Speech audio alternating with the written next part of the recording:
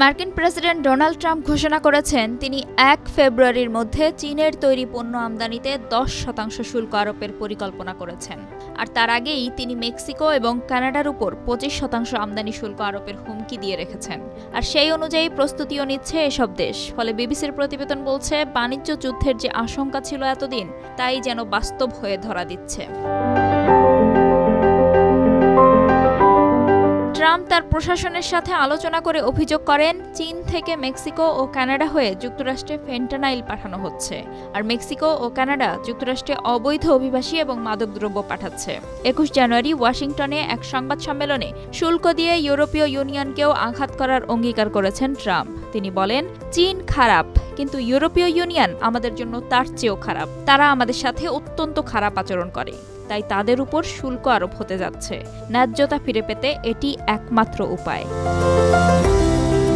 ২০ জানুয়ারি শপথ নেওয়ার কিছুক্ষণ পরেই নতুন প্রেসিডেন্ট বিদ্যমান বাণিজ্য চুক্তিগুলির পর্যালোচনা পরিচালনা করতে এবং মার্কিন বাণিজ্য অংশীদারদের অনুচিত চর্চা চিহ্নিত করার জন্য ফেডারেল সংস্থাগুলিকে নির্দেশ দিয়েছেন।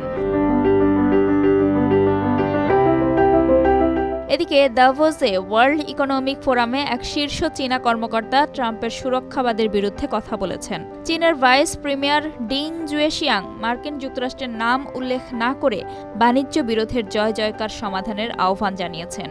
এর আগে নির্বাচনী প্রচারণার সময় ট্রাম্প চীনা পণ্যের উপর ৬০% পর্যন্ত শুল্ক বসানোর প্রতিজ্ঞা করেছিলেন। ট্রাম্পের বক্তব্যের বিরুদ্ধে লড়াইয়ের প্রতিজ্ঞা করেছেন কানাডার প্রধানমন্ত্রী জাস্টিন ট্রুডো। বলেছেন, যদি মার্কিন প্রেসিডেন্ট শুল্ক নিয়ে এগিয়ে যাওয়ার সিদ্ধান্ত নেন, কানাডা প্রতিক্রিয়া জানাবে এবং সবকিছু আলোচনার টেবিলে রয়েছে। অটোয়াও শুল্ক হুমকির প্রতিক্রিয়ায় পাল্টা শুল্ক প্রস্তুত করছে, যার মূল্য বিলিয়ন ডলার। কানাডা, চীন এবং মেক্সিকো যুক্তরাষ্ট্রের শীর্ষ ব্যবসায়িক অংশীদার। ট্রাম্পের অর্থনৈতিক পরিকল্পনার একটি গুরুত্বপূর্ণ অংশ শুল্ক।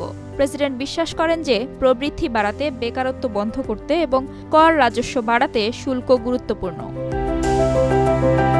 কিন্তু অনেক অর্থনীতিবিদ বলছেন, এই ধরনের পদক্ষেপগুলি আমেরিকানদের জন্য মূল্যস্ফীতি বাড়াবে।